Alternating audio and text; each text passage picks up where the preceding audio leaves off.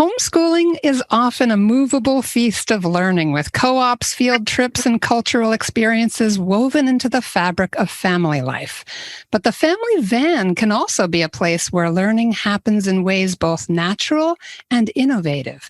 Today's guest is Marine veteran and homeschooling veteran Teresa Hansen, here to tell us her story, Car Schooling, My Joyful Journey. Welcome to Homeschooling Saints, the podcast that helps you create the homeschool you love for the people you love. Our host is Lisa Mladinich, a Catholic life coach, TV host, best-selling author, and an instructor at Homeschool Connections. Before we get started, remember to subscribe to this podcast so you never miss an episode. And if you're watching on YouTube, click the bell to join our channel. Hello and welcome. Today we're talking with Teresa Hansen about her story, Car Schooling, My Joyful Journey. I'm Lisa Mladinich, your host, and let me introduce to you somebody who's been a real kind of one of those heart people in our homeschool network that everybody's drawn to and everybody knows and everyone's life has been improved by, and she's getting embarrassed. Teresa Hansen is wife to Eric for 31 years. She's mother to 7. Those children are ages 26 to 14. And here's what Teresa says. Eric and I met at The Ohio State University in the NROTC program. We were both Marine options. We were both deployed in support of Operations Desert Shield and Desert Storm. I also deployed to Somalia in support of Operation Restore Hope. I truly enjoyed being an active duty Marine, but after having our second child, I had no desire to deploy and leave our children. So while I do believe that becoming a Marine is a calling, I also believe that for me, motherhood was a higher calling. We didn't decide to homeschool right away. In fact, I tried to discourage one of my friends. As our family grew, we kept having homeschooled families put in our path. So we embraced the chaos and joined the homeschooling ranks. We've employed a few family mottos over the years. First was embrace the chaos. Then came forced family fun, followed by Hansen's help. And she closes with Romans 12:12. Rejoice in hope. Be patient in tribulation, be constant in prayer. Welcome to the program, Teresa. Thank you, Lisa. Thank you very much. Oh my gosh, it's so nice to have you here. I wasn't kidding when I said Teresa's one of those heart people in our network. Anytime your name is mentioned, everyone lights up. So thank you for that. Thank you. So true. All right. So just step us into how you even got homeschooling. That's kind of an interesting story by itself. Oh. Okay, so my joyful journey. Yes. So I'd say that homeschool used to be the road less traveled, but now it's got a lot of fellow travelers on it. And I was one of those ones who did not want to travel the homeschool road.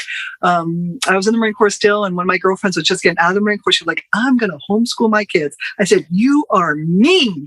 That is so mean. School's so much fun. Why would you want to do that? And just like totally countered everything she said. She's a godparent of one of our children, so we love her very dearly. And then like 5 years later, I'm like, okay, I'm homeschooling. So what did you do next? So I know I'm not going to be saying no to, that I'm going to say yes to. So, but yeah, so she was the first one. Then we moved to Virginia and from Hawaii to Virginia, and all these people across the street homeschooled. At least people in our church homeschooled. Kept everywhere, homeschool families everywhere. And they were lovely. I just thought, wow, these families, they just interact so beautifully. And then we were moving back to Hawaii, and Hawaii is, at the time, was 48th out of 50 in the nation as far as public schools and how great they are, right there with Arkansas. So we decided that, well, we can't afford private school because I got out of the Marine Corps and we were on one salary. So we chose to try that homeschooling like all of our neighbors and friends were doing. And that's where we took the plunge, was when we moved to Hawaii. So our oldest was going to be kindergarten and first grade combined. I can't help thinking that as much as the Marine Corps was a calling, God had in mind preparing you for homeschooling when he put you in the Marine Corps. Yeah, I think so. Put you in command of troops and watching out for everybody and bringing them along. And it's a lot like that, yes. Exactly. I feel like I really want you to teach us all a course in Marine schooling.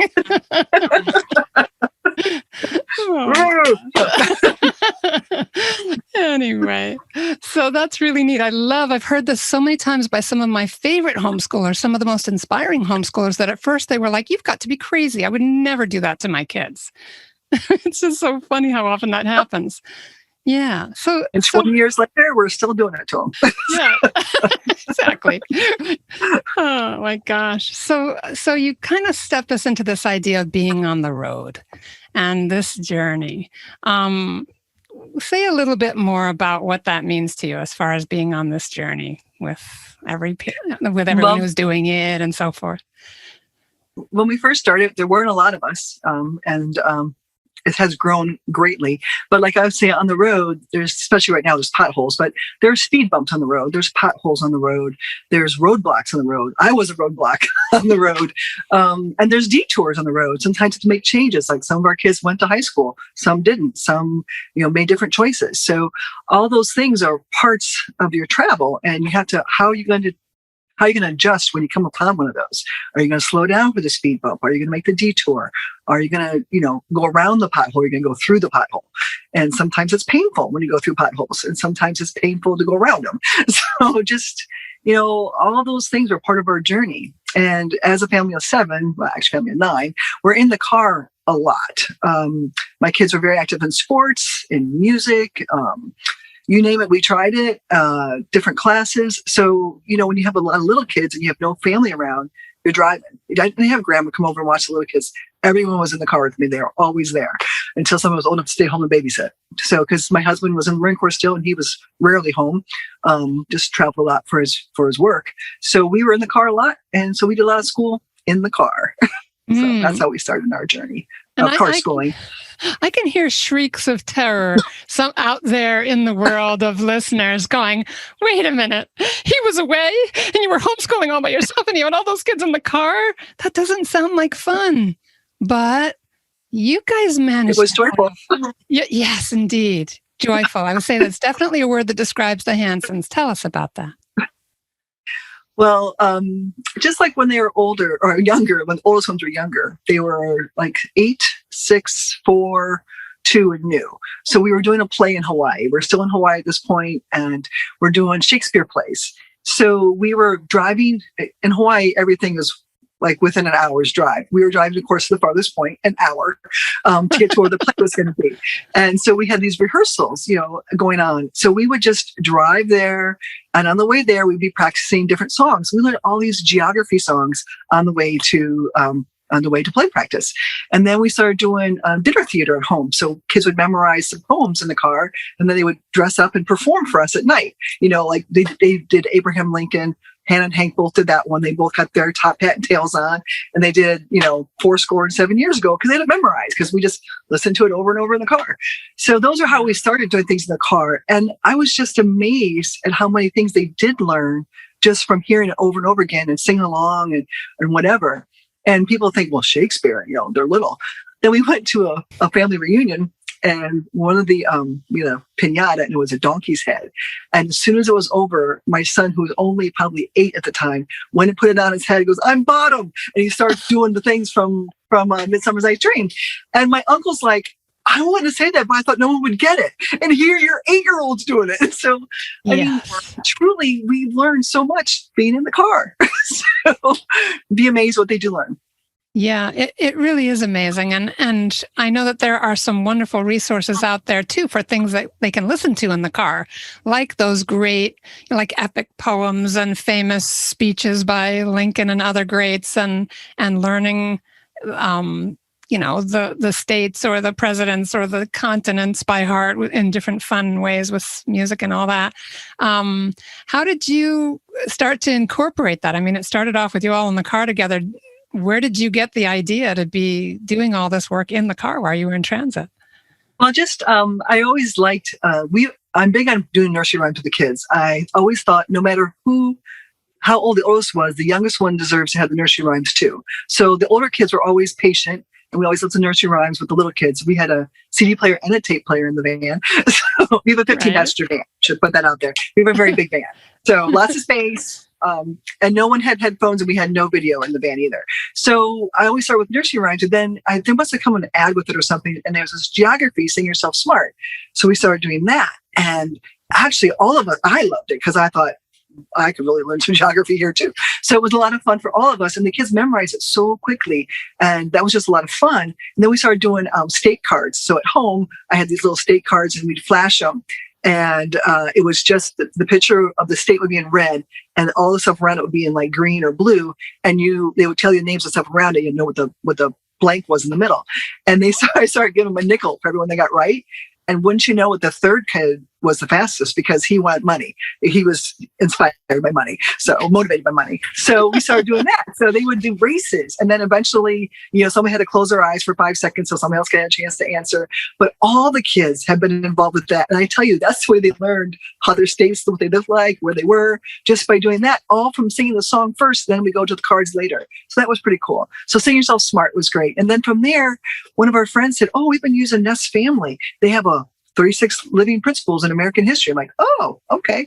So we got that one. And that was from Christopher Columbus through, I think, World War II. And the kids, it's all stories, all acted out. And it's all audio. They loved it. And then we got the Your Story Hours, which is like a 1949-ish radio program kind of thing. And it was Bible heroes, American heroes, Louis Pasteur, international heroes. So just the history my kids learned was incredible. I mean, truly, I didn't realize how much I learned so much, how much we all learned until they're actually taking tests and they're like testing out of stuff. I'm like, what? Just from listening to the same stories over and over. And then all of a sudden you see a light bulb go off and they're like, wait, on our timeline, this guy was talking at the same time this guy was. So these two things happened at the same time. I'm like, even like light bulb moments were just incredible with young kids, like 6 and 8 years old. That was like, whoa, good job. Makes up for those times when things aren't going so well. So, right. The speed bumps and the potholes. yes. Avoid those. But yeah, so that was really great. And then we had to start doing math. We started doing math songs in the car to memorize. So we started skip counting, like 2, 4, 6, 8, just like all those little songs, little ditties.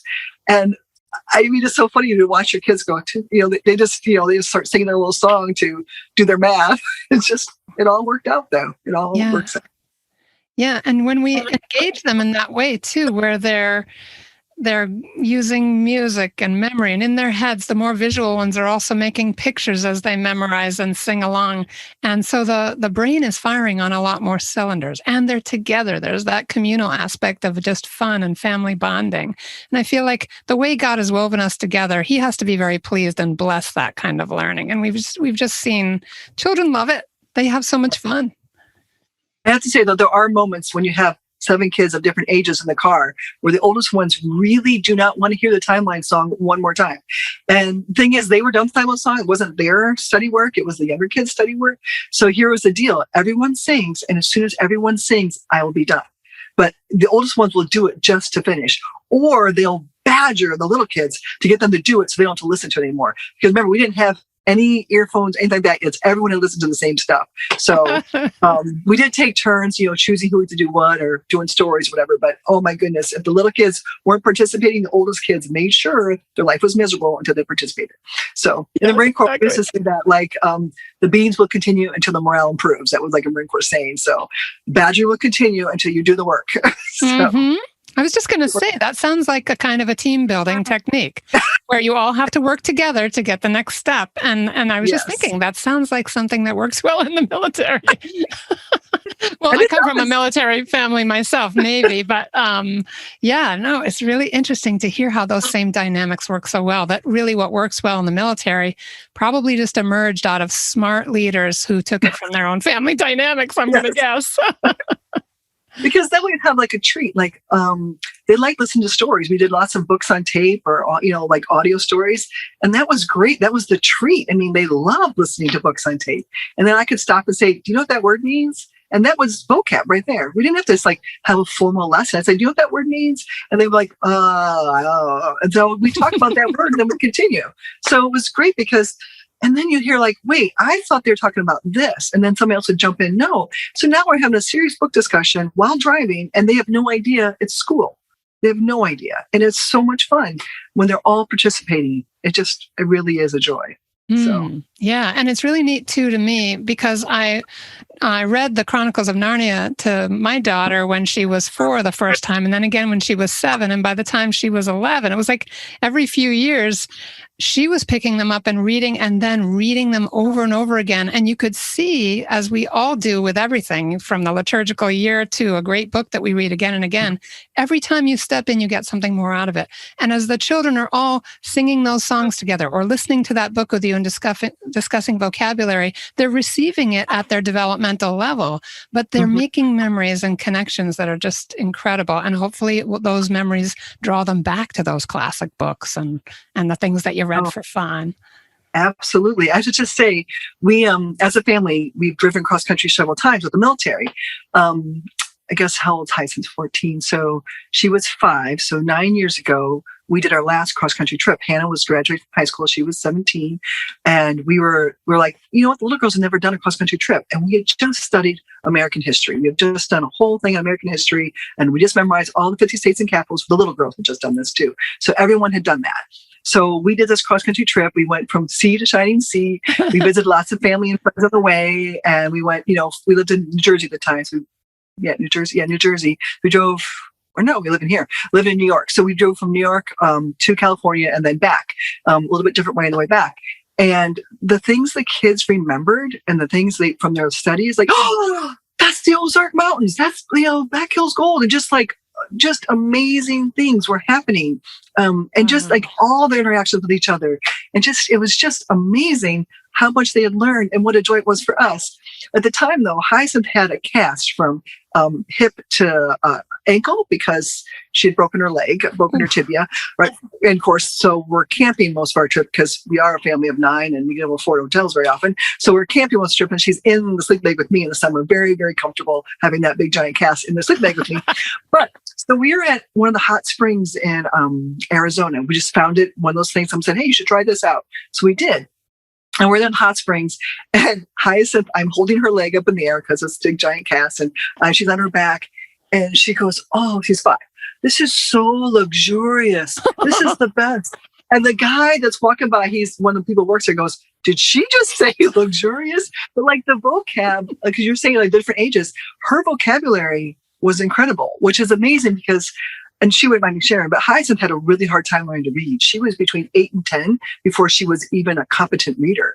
But her vocabulary was off the charts just from the oral things. She could memorize. She could give you, people thought she could read because she had books memorized. She could just memorize things, but she really didn't read well until 8 to 10 years old. And my second child was like that too, really delayed readers. So just all that vibrant, rich vocabulary in the car really sustain them and help them through later in life. So, oh my gosh, that's fantastic. And it just prepares their brains for making those connections with the visual word. When words are a place where their imaginations are ignited, where they have happy memories associated, it feels like reading then just happens in the next step. If those children had been in a regular school, maybe they would have been in remedial programs, forcing them and drilling them in a way that wasn't so appealing to their brains.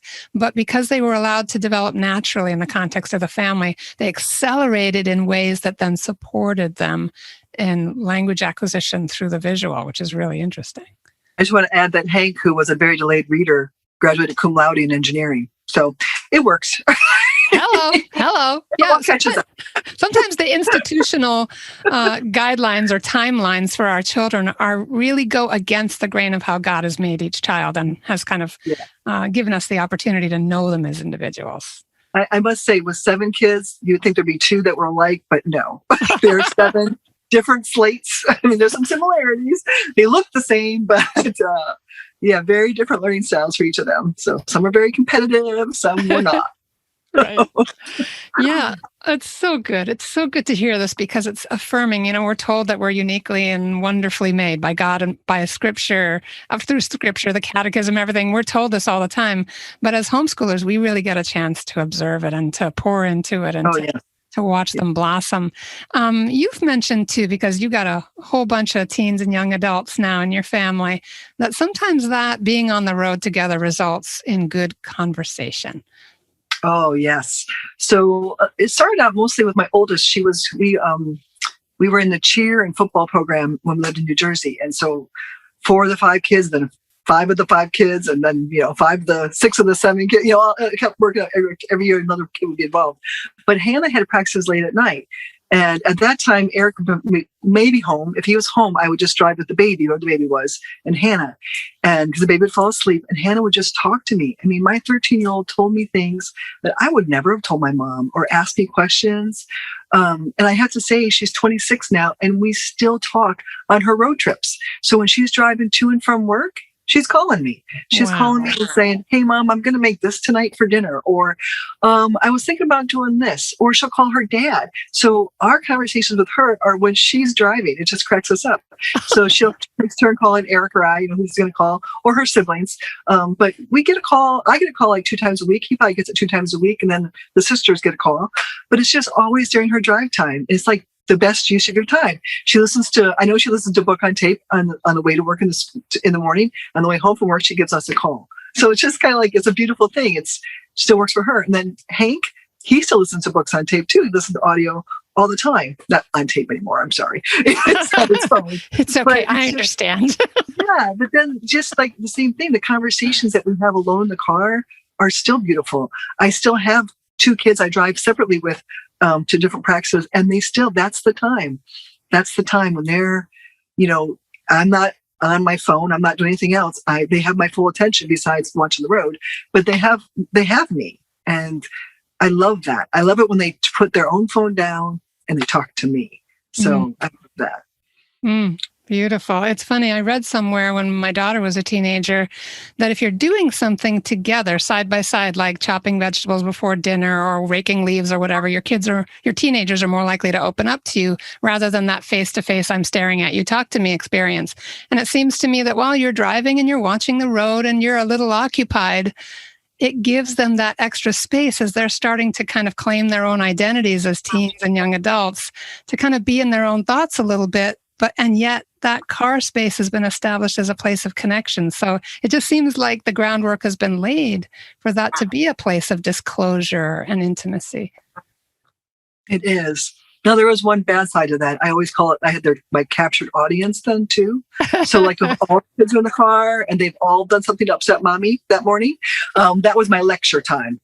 I cannot believe that you did this. I cannot believe you couldn't see. Like, Eric, I joke around about being superheroes because we can see the trash on the floor. We can see the open cabinets, and they can't because it's not their superpower yet. But in the car, it was like a captured audience. So not only for negative things, but for positive things too. I could tell them all kinds of great things about, like we do family stories sometimes. I'll talk about their grandparents. Like my father died before they were ever born. So I tell them stories about about my father, about my grandparents, about, grandpa was born the same time period that this happened. Just like that kind of stuff. So family stories, it's a captured audience. When you're in a car, everyone's got their seatbelt on, especially when they're little and they're all strapped in their car seats. You have a captured audience. Don't waste that time. Use that time for something good. A little lecture first, but then something good, But I always usually leave on something positive. So yeah. And so neat too that both can happen there. The reset, and these things need to happen, and the humor that you weave into it with the whole superpowers thing. I know the kids roll their eyes, but I guarantee you they're going to save the great one-liners for their own kids. Yep. Yeah. So you all as a family too have been through a great deal in terms of speed bumps and potholes.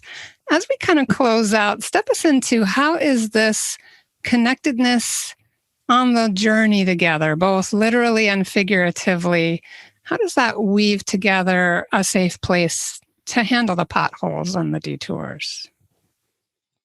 Well, we have had quite a few of those. So, I could talk to you about one of my children's potholes or one of my own potholes. I don't know which one you would like to hear more. So, what would you like to hear more, Lisa? Let's go with one of yours. Okay, so one of my potholes. So, the oldest was in college, so everyone was living at home still, and I was diagnosed with, I had both ovarian and breast cancer. The ovarian was caught as early as you could possibly catch it. It was all encapsulated, so that was good. And then I told them about my family history. My dad's side of the family, all 6 children had had cancer. At that time, 4 had died from their cancers. So let's just do a little gene study. And they did a gene study, and lo and behold, I had this horrible gene called ATM. It has lots of cancers associated with it, one being pancreatic, breast, ovarian, lung, prostate, and bladder cancers are all associated with it. So I had relatives who died from all those cancers at this point. Wow. So I have had breast cancer. I had a bilateral mastectomy. And one of my children was only 13. Helen was 13 at the time. And Helen, God love her, she could run the household at probably 5. But at 13, she was not only helping out with laundry, she was doing all kinds of things for the family, making dinner. And then Hope, who was 15, was the compassionate one. And she was attending to everyone's emotional side. And then Hollis couldn't drive yet. So Hollis was at school. And when he would come home, he helped out with whatever he could help out with, usually just with math. And then Hank and Hannah would drive, because Hank could drive if I was in the car with them, but he couldn't drive by himself. He only had a permit. So they would drive. They did whatever driving, because there was a good month I couldn't drive, besides the friends who stepped in and helped out, and my husband being here and there. It was a rough, but everyone was in it together. I mean, it was like we all had our little part to play, and everyone came in, everyone worked together hand in hand. So I oftentimes forget that I had breast cancer. I oftentimes forget I had a mastectomy.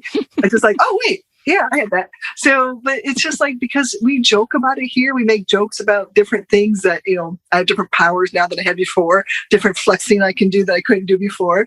And it's like a joke, especially with the boys, because I can flex things better than they can. So it flex my body.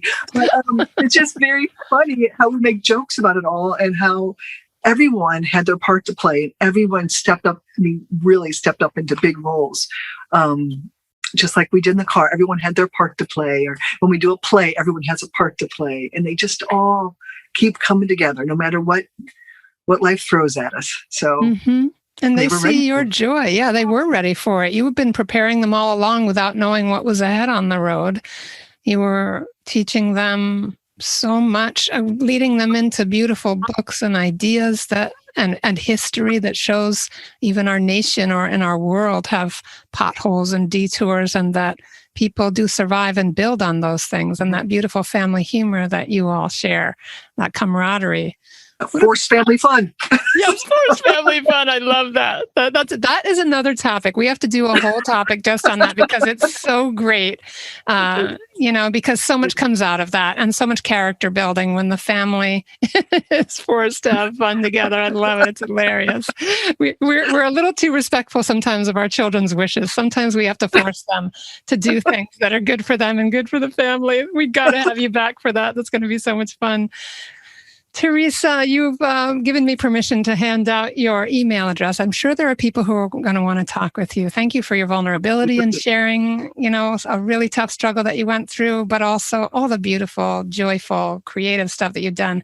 Everybody, if you want to reach out to Teresa Hansen, she's at ethkids@yahoo.com. That will be in the show notes, along with several resources that she recommended as we were chatting, and possibly one or two others.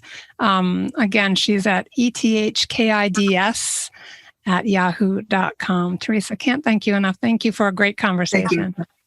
All right, Thanks. Everybody. Thank you for being with us, and stay tuned for our short feature coming right up.